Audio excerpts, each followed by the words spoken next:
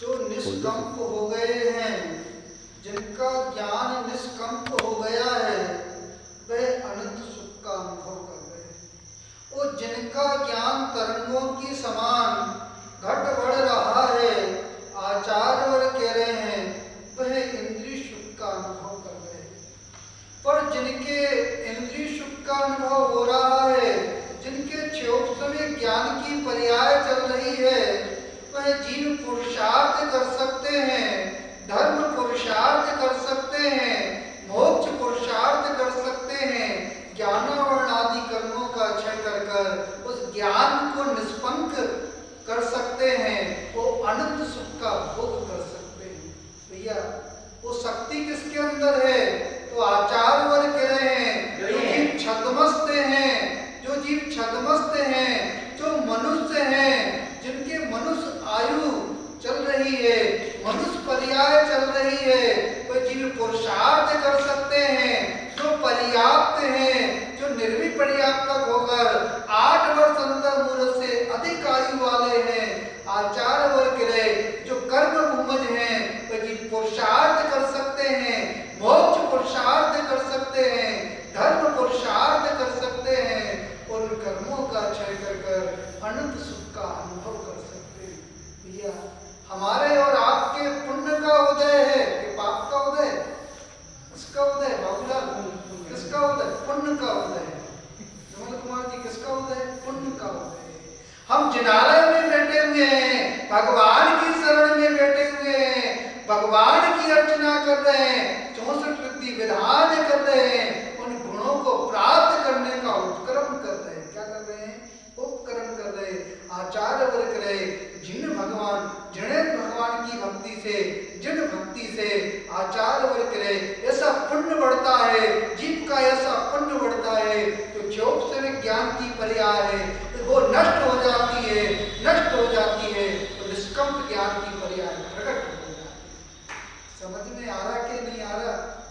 आचार्य वर्ग रहे, जो सम्यक दर्शन विहीन व्यक्ति है, जो सम्यक दर्शन से विहीन है, जो सम्यक ज्ञान से विहीन है, जो सम्यक चारित्र से विहीन है, आचार्य वर्ग रहे, उनको धर्म समझ में आने वाला नहीं, उन्हें मोक्ष मार्ग समझ में आने वाला नहीं, उनको संसार मार्ग ही अच्छा लगता है, संसार मार्ग ही अच्छा लगता है। पर आचार्य वर्ग रहे, जिसको तत्व का ज्ञान होता है, आत्म तत्व का बोध होता है, उसे संसार मार्ग अच्छा नहीं लगता।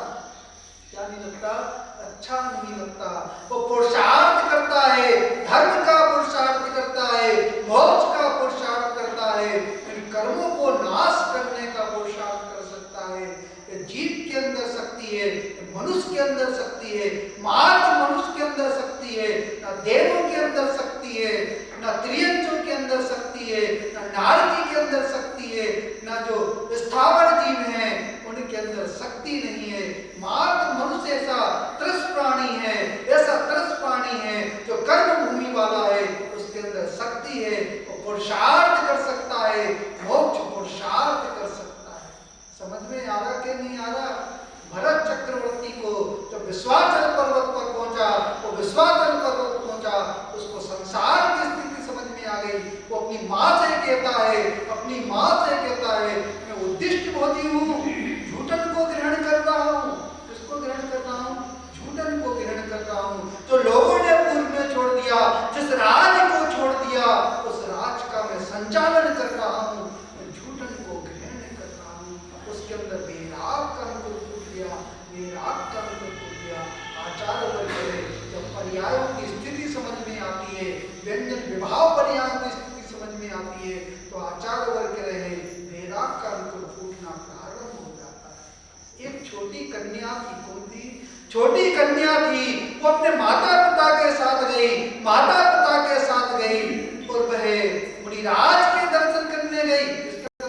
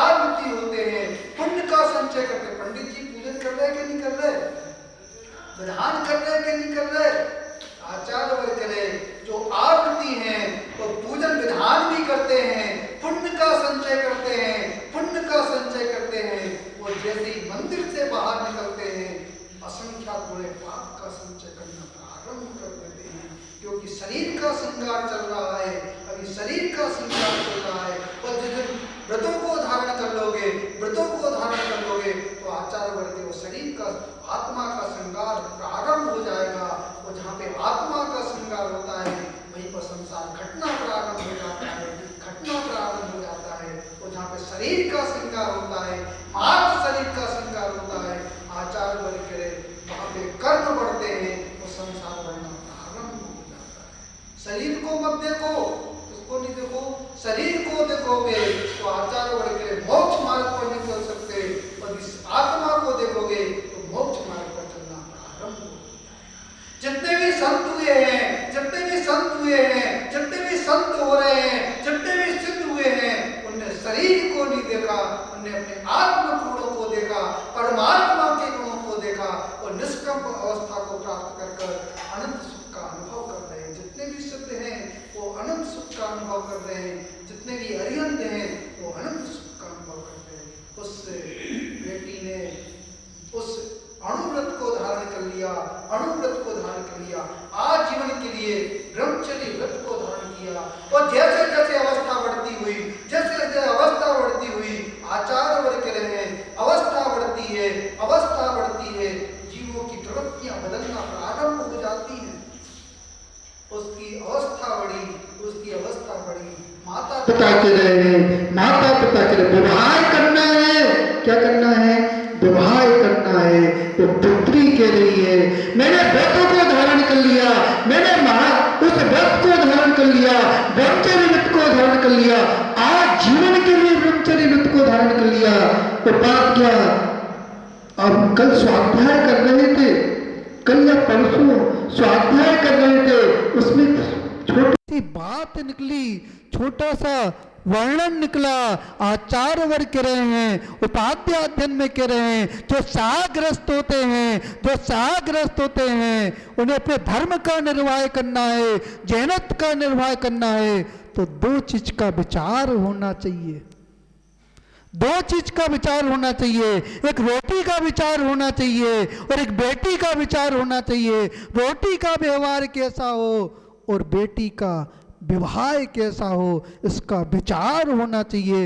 यदि आपके पास दो विचार हैं, गृहस्थों के दो विचार हैं, तभी धर्म रह सकता है, जैनत्य रह सकता है। आपका खान पान कैसा है, आपका खान पान कैसा है, आप विवाह कर रहे हो, कैसे कुल में विवाह कर रहे हो, कैसे वधू के साथ, कैसे किसके साथ संबंध कर रहे हो। जो धर्मात्मा है, जिसके अंदर धर्म है, यदि उसके साथ विवाह कर रहे हो तो आचार्य वर्ग के रहे लोग व्यवहार को समझ रहे हो, धर्म के व्यवहार को समझ रहे हो। यदि आप उस दौलत को देख रहे हो, मात प्रतिष्ठा को देख रहे हो, धर्म को नहीं देख रहे हो, तो आचार्य वर्ग के रहे आप मात प्रदर्शन कर रहे हो, आप धर्म नहीं कर रहे, आप अपनी बेटी को उस पाप में धकेल रहे हो, पाप में धकेल रहे हो। जहाँ पे पुण्य का संचय होना चाहिए, जहाँ पे धर्म का माहौल होना चाहिए, वहाँ पे अधर्म का माहौल हो रहा है। समझ में आ रहा कि नहीं आ रहा? भैया समझ लेना। श्रावक, यदि श्रावक धर्म का आप परिपूर्ण पालन कर रहे हो, गृहस्थ धर्म का परिपूर्ण पालन कर रहे हो, तो यहाँ भी पुण्य का बंध हो रहा है, पुण्य का बंध हो रहा है। यदि आप गृहस्थ धर्म में भी यदि आप यत्नाचार पूर्वक प्रवृत्ति नहीं है, न्याय पूर्वक प्रवृत्ति नहीं है, धर्म पूर्वक प्रवृत्ति नहीं है, तो आचार्य वर्ग रहे आप धर्म ध्यान करते हुए पाप का संचय कर रहे हो। विचार होना चाहिए।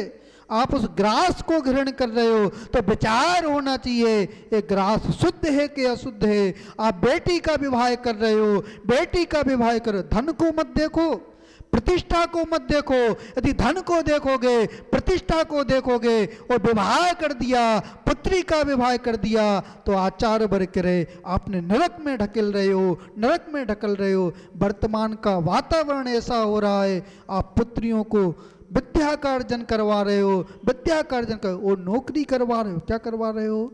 नौकरी करवा रहे हो। आचार्य वर्ग रहे जो पुत्री होती है, जो पुत्री होती है, जब ब्रह्मणी और सुंदरी ने सुना कि मेरे पिता को झुकना पड़ेगा, मेरे पिता को झुकना पड़ेगा।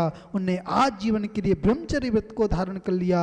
आचार्य वर्ग रहे, जो कुलवंती पुत्री होती है, जो कुलवंती पुत्री होती है, वो अपने माता पिता का सम्मान रखती है, दोनों कुल का सम्मान रखती है, वो कुलवंती नारी होती है। पुत्रियों को जन्म देना तो सीता जैसी पुत्रियों को जन्म देना, शिक्षा देना तो सीता जैसी पुत्रियों को शिक्षा देना, मेधा सुंदरी जैसी पुत्रियों को शिक्षा देना, वो आचार्य वर्ग रहे। यदि आपने शिक्षा तो दे दी, संस्कार नहीं दे पाए, संस्कार नहीं दे पाए, तो आचार्य वर्ग रहे। आप जैनत, जो जैनत की संस्कृति है उसको लोप कर रहे हो, लोप कर रहे हो। और जहाँ पे जैनत की संस्कृति समाप्त हो जाएगी तो आचार्य वर्ग रहे, वो समाज धर्म से भिन्न हो जाएगा, परिवार धर्म से भिन्न हो जाएगा। और जहाँ पे संस्कार और संस्कृति समाप्त हो जाएगी, आचार्य वर्ग रहे, ना श्रावक धर्म रहेगा, ना मुनि धर्म रहेगा। विचार होना चाहिए, विवेक होना चाहिए। जहाँ पे विचार होता है,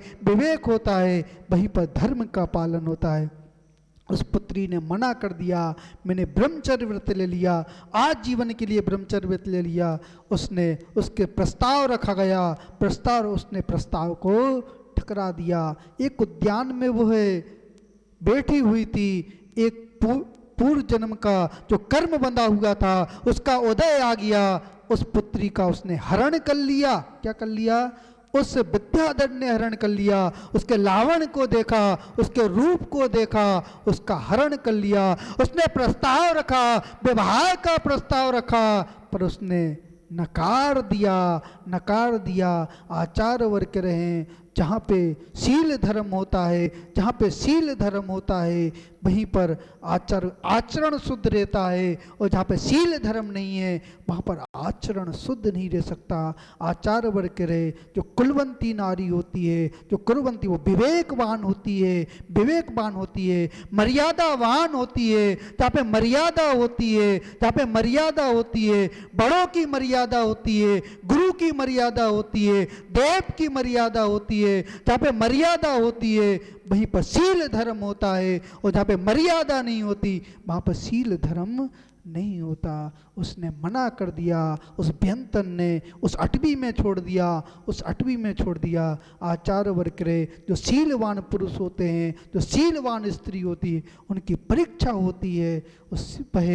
उस अटवी में घूम रही थी, वह अटवी का राज आ गया, उस वन का राज आ गया, जो भीलों का राजा था। उसने प्रस्ताव रखा, उसने भी विवाह का प्रस्ताव रखा, उसने बलात् उसका शील हरण करना चाहा, पर वहाँ का जो वन्य देव था, जहाँ की वन्य देवी थी, वो प्रकट हो गई, उसके शील की रक्षा की, उसके धर्म की रक्षा की। आचार्य वर्ग रहे, जहाँ पे शील धर्म होता है, देव आते हैं, देवियाँ आती हैं, उनकी रक्षा करती हैं। उसकी शील की रक्षा की, उसको पुनः उसको एक साहूकार के पास छोड़ दिया। वहाँ भी उसके साथ जबरदस्ती की गई, वहाँ भी उसने मना कर दिया। उस राजा के पास छोड़ा, उस राजा के पास छोड़ा, उस राजा ने भी बलात् उसके साथ जबरदस्ती करने की कोशिश की। पर आचार्य वर्ग रहे, जो नियम, जिनके जीवन में नियम होता है, जिनके नियम में श्रद्धान होता है, वो अपने नियम को तोड़ते नहीं। वह, उसने अपने नियम का पालन किया, शील का पालन किया। वहाँ भी देवी आ गई, उस देवी ने उसकी शील की रक्षा की, उस शील की रक्षा की।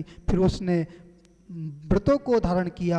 आचार्य वर्ग रहे, जो कुलवंती नारियां होती हैं, वो संयम को धारण करती हैं, संयम को धारण करती। उसने महाव्रतों को, उपचार से महाव्रतों को धारण किया।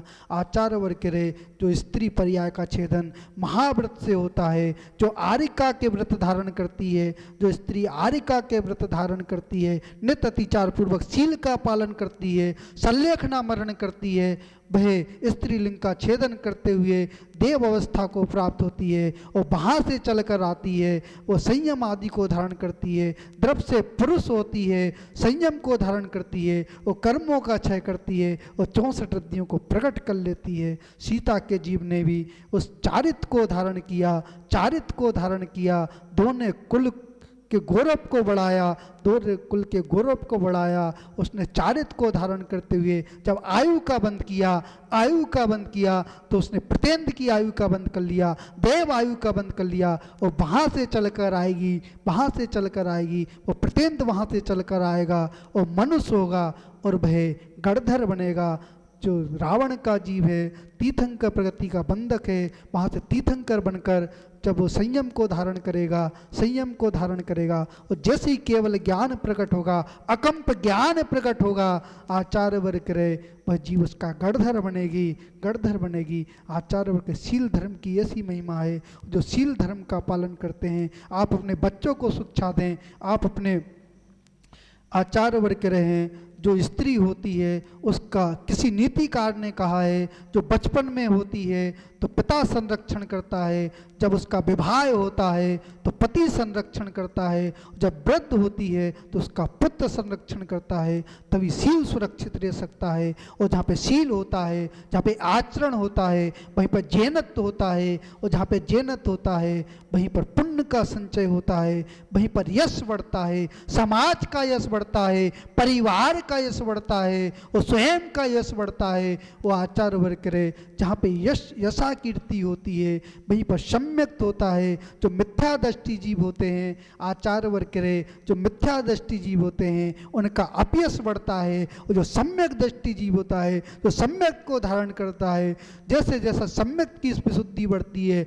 सम्यक की विशुद्धि बढ़ती है, उसके धर्म की विशुद्धि बढ़ती है, उसके चारित्र की विशुद्धि बढ़ती है, तो आचार्य वर्ग करे उसका यश फैलता है, परिवार का यश फैलता है, समाज का यश फैलता है, जैन धर्म का यश फैलता है। और जहाँ पे यश फैलता है वहीं पर धर्म होता है। अंत में भावना भाते हैं, उस स्त्री ने अपने शील धर्म की रक्षा करते हुए अपने माता पिता का गौरव बढ़ाया, स्वयं का गौरव बढ़ाया, धर्म का गौरव बढ़ाया। और जहाँ पे धर्म का गौरव होता है, आचार्य वर्ग करे वहीं पर धर्म होता है। और जीव ऐसे पुण्य का संचय करता है, ऐसे पुण्य का संचय करता है कि अगले आने वाले भव में वो संयम को धारण करता है, महाव्रतों को धारण करता है। आप चकाचौंध से प्रभावित नहीं हो, किससे प्रभावित नहीं हो?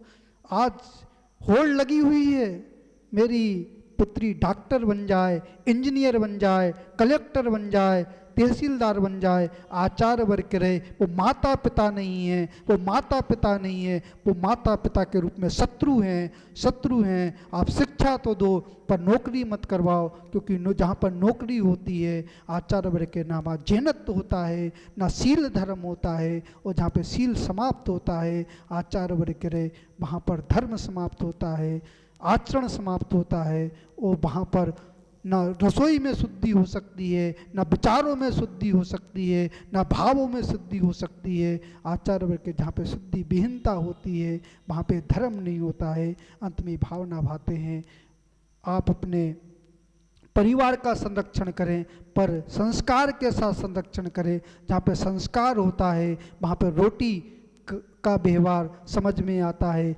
बेटी का व्यवहार समझ में आता है, धर्म समझ में आता है, जैनत्व समझ में आता है। और जहाँ पे जैनत्व होता है आचार्य वर्ग करे वहीं पर विशुद्धि होती है, शुद्धि होती है। और जहाँ पे विशुद्धि और शुद्धि होती है आचार्य वर्ग करे वहीं पर वह जीव संयम को धारण करता है। वो कर्मों का क्षय करते हुए जो अचल निश्चल जो ज्ञान है वो प्रकट होता है। 64 रिद्धियाँ प्रकट होती हैं, और जहाँ पे 64 रिद्धियाँ प्रकट होती हैं वहीं पर आत्मा का कल्याण होता है। अंत में भावना भाते हैं, आप अपने परिवार को देखें, आप अपने समाज को देखें। और जहाँ पे समाज और परिवार दिखेगा वहीं पर जहाँ पे परिवार और समाज में संस्कार रहेंगे वहीं पर आचार्य वर्ग के रहे वहीं पर आपका जैन दर्शन का यश फैलेगा, परिवार का यश फैलेगा, समाज का यश फैलेगा। अंत में भावना भाते हैं, आप धर्म को संस्कार को जीवित रखें, इसी में आपका कल्याण है। ओम नमः सिद्धेभ्यः।